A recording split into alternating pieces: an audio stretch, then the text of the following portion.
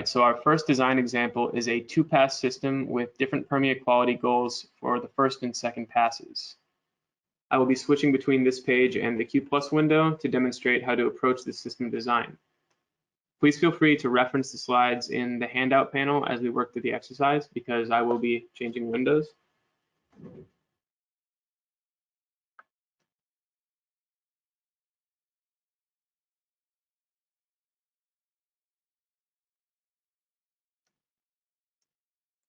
All right, so here we can see our Q+ design window.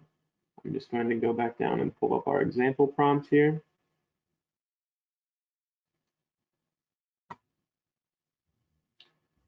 All right, so here's an overview of our constraints for this project.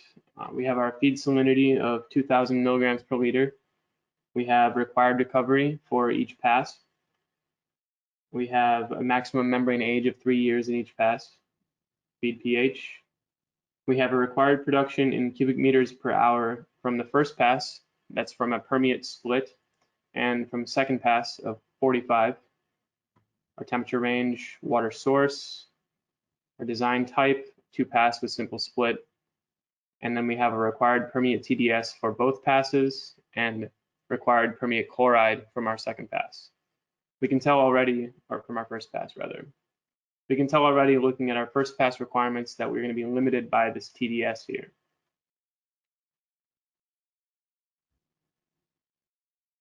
So moving over into our design window, I'm going to start with my water profile, which I have already input here, just to save us the time of me typing numbers in. But this is a pretty typical well water profile. It's largely sodium and chloride, but we also have a good chunk of bicarbonate and sulfate as well, and then trace medium amounts of hardness and silica, but fairly standard 2,000 milligram per liter water profile. Go to our feed source. Underneath that, you can see the default setting is seawater open intake, STI less than 5. We're going to go with well water, STI less than 3. You'll notice that the flow loss and salt passage increase are the same as the previous setting.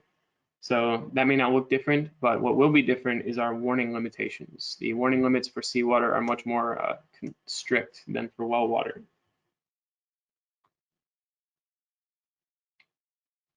Our max temperature is 25. We're going to start with the max temperature.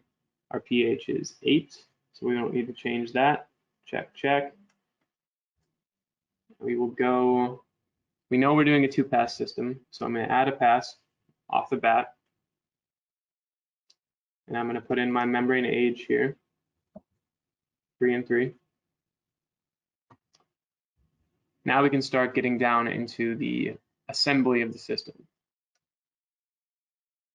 So we know we need 75% and 90% recovery in each pass respectively. So that to me says 2-stage in each pass. So I'm going to go ahead and just add those stages just to visualize the system as we're putting it together. In a well water application, I would not anticipate needing 3 stages to obtain 75% recovery. Perhaps in a wastewater application, but well water being a little bit more aggressive in that design capability, I don't think we need to go up to 3 stages, but definitely 2. All right, so I'm going to set my recoveries now. That second pass is going to be 90.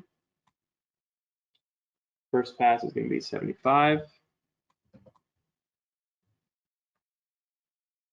Now we need to define our system flows. So before we do that, I'm going to show you how to do the brine recirculation and simple split.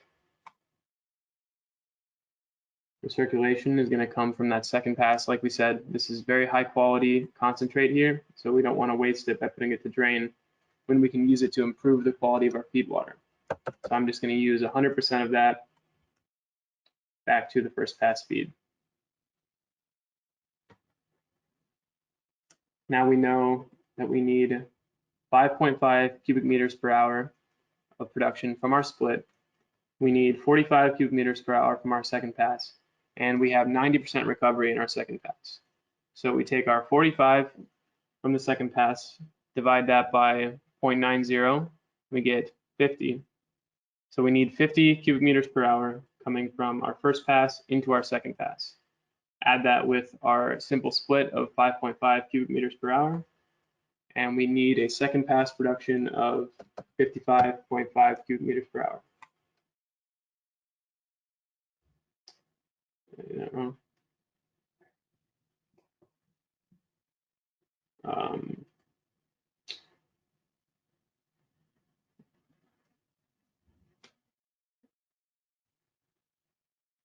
I thought I did. 1 second here.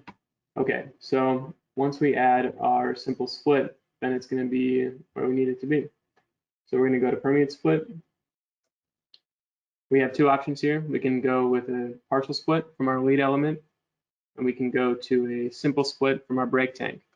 And we are going to use that. So put in our requirement, 5.5. And in this one, we're going to use flow and not percentage.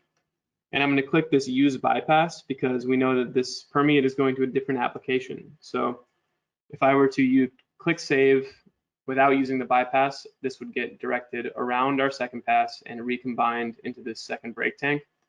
If I click use bypass, what's going to happen is our permeate is just diverted out of this brake tank to a different process. So now we've defined our flows. We've got our 45 cubic meters per hour from the second pass. We've got our 5.5, and we've got our 50 of feed.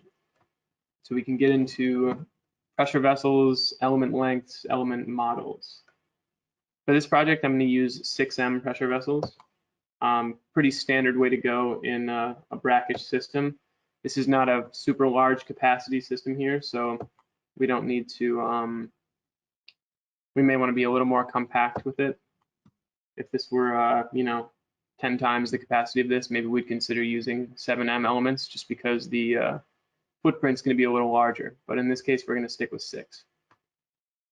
I'm going to start out with my element selection using our BWRO model for all 4 of our stages, just as a baseline.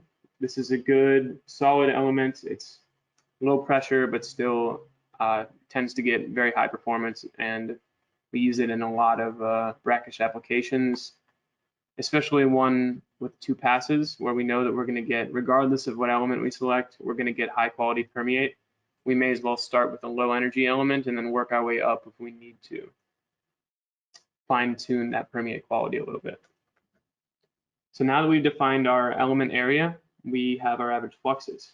We have 124.5 and 100.9. Those are way too high. So what we're going to do now is go back to our guidelines here. So for brackish well intake, we have a recommended average flux of 25 to 27. And for RO permeate, we have a recommended average flux of 34.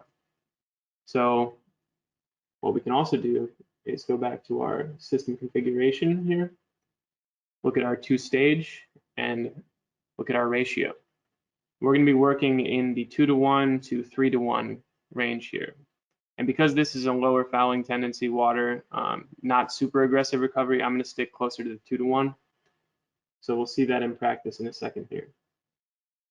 And again, we're targeting 25 to 27 LMH and 34 LMH for the second pass.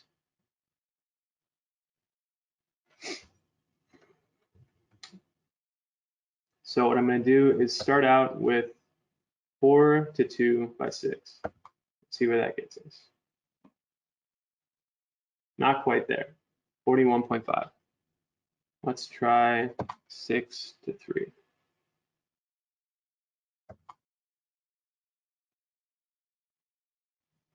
Okay, so 27.66. Pretty high compared to our range. Not too high, but we can stick with it for the time being.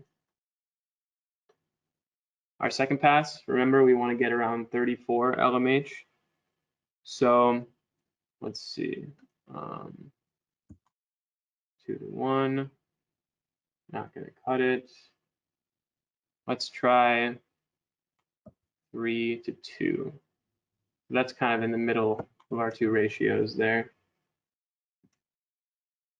40.4. So this is a pretty aggressive design here, we're on the upper end of our range for both of them. But low fouling tendency on the well water, low fouling tendency on the RO permeate. We can give it a shot and see what kind of quality we're getting.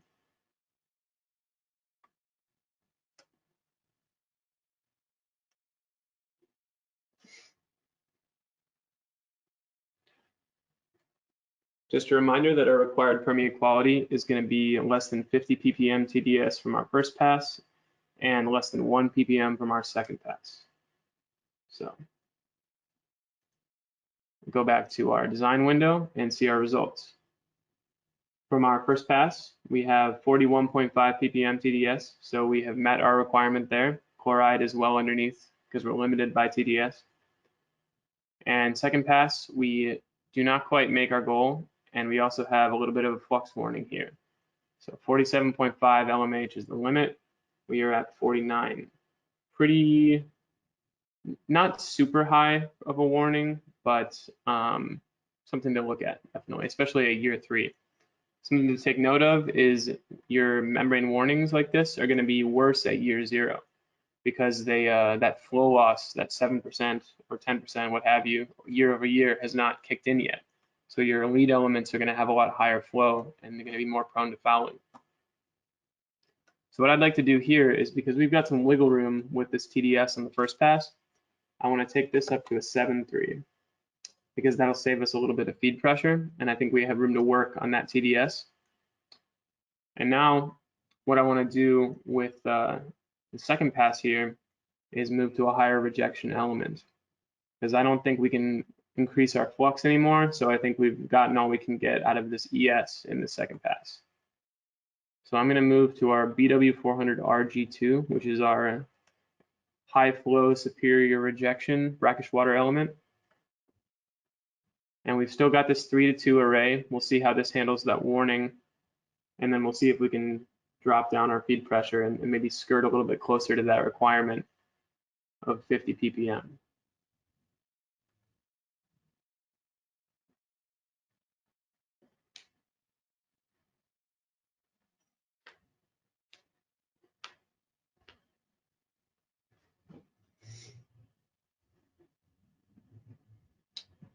All right, so I'm liking what I'm seeing here. We've got no warning in the second pass. We've got 46.3, and now we're below 10 bar on our feed pressure. So already by adding a pressure vessel, we've further optimized our first pass, and by changing models, we've gotten our goal on TDS. I'd like to do a similar thing in the second pass to what we did in the first pass. We've got 20% room to move here on permeate quality. So I'd like to add a pressure vessel, get us into that 2-to-1 ratio here between our first and second stage. See if we can't save a little bit of feed pressure and skirt closer to our permeate requirement in this 4-to-2 array.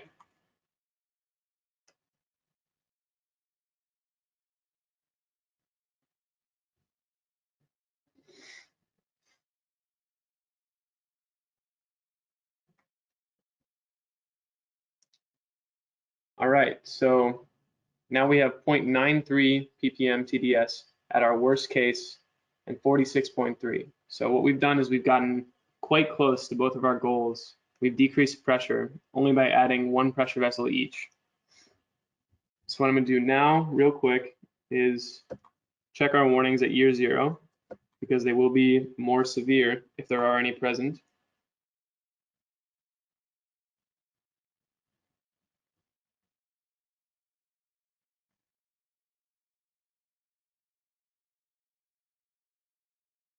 Looks good. So now I'm going to go back to year 3, and I'm going to check our max feed pressure. And we didn't have any specifications in our project designation about feed pressure. 21, just checking. But we just want to make sure that when we send over our design to our client, we send a summary with our maximum feed pressure and our worst case permeate TDS. Make sure we're meeting all their needs and see if they have any concerns about the kind of energy consumption that they're going to be getting.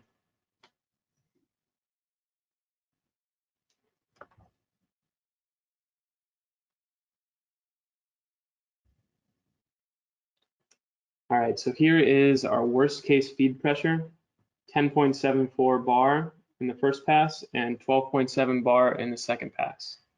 And bear in mind, we have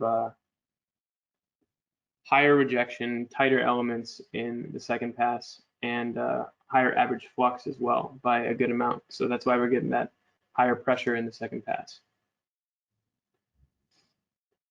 So let's go back to our project description here and make sure we've gotten all of our goals. Required production, 5.5, 45, check, check. Simple split, check. We met our 50 ppm, we were at 46.3. We met our 1 ppm, we were at 0.93. And our permeate chloride, of course, was met because it was only about 17. So this project, we have satisfied all of our requirements. And here's the design as I originally sort of envisioned it. Flows are a little different because I used this percentage function instead of that 5.5 cubic meters per hour. So actually we're a little bit more precise today.